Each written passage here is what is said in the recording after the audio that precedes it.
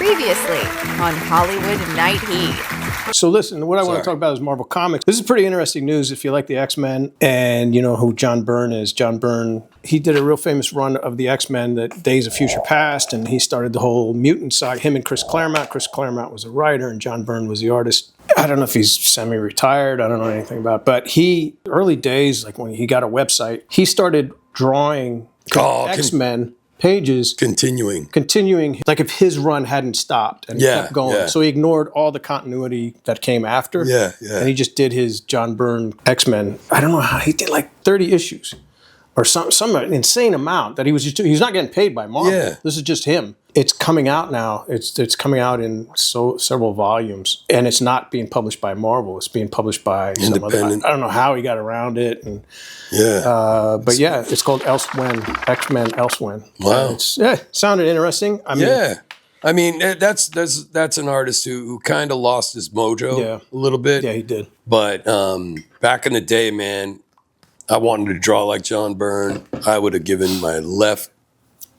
Hey, listen, I got a really interesting John Byrne story. I don't know if I've ever told you this. So, you know, I went to Joe Kubert School in Dover, New Jersey. It's a cartooning animation school. Yeah, we know. All right. So listen. So this had to be 88 because it was my first year there, right? So it was 1988. My roommates, so we lived in a house, right? That's the way Kubert School had their housing. It was just a basic house. I lived in the dining room area with another guy, and the guy who did the voice of Plankton, who's Doug Lawrence. He lived upstairs. It was probably like 10 of us in the house. Anyway, somebody got wind that John Byrne was having a Halloween party, and he lived in Connecticut.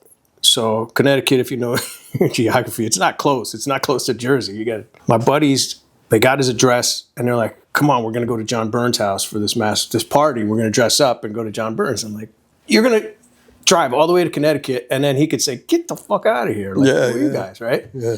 I'm like, I'm not driving all the way to fucking Connecticut. And then, so I stayed back and just chilled out. And my buddies just come back, roll in like 2, 3 in the morning. I don't know. I'm like, yeah, you guys, how was the drive? And they go, it was fucking amazing. He goes, John Byrne opened the door. Because they put on costume, like whatever costumes they could throw together, like a bum, I'm a ghost, whatever, you know. Oh, okay, nothing. So they dressed up for this Halloween costume. They show up at John Byrne's house in Connecticut. Yeah. He's like, wow, you guys dress great. Lets them in the house.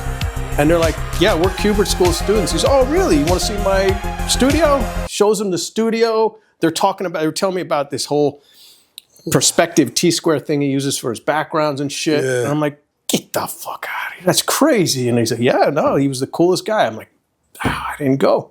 You didn't go. So following year comes by. Oh, no.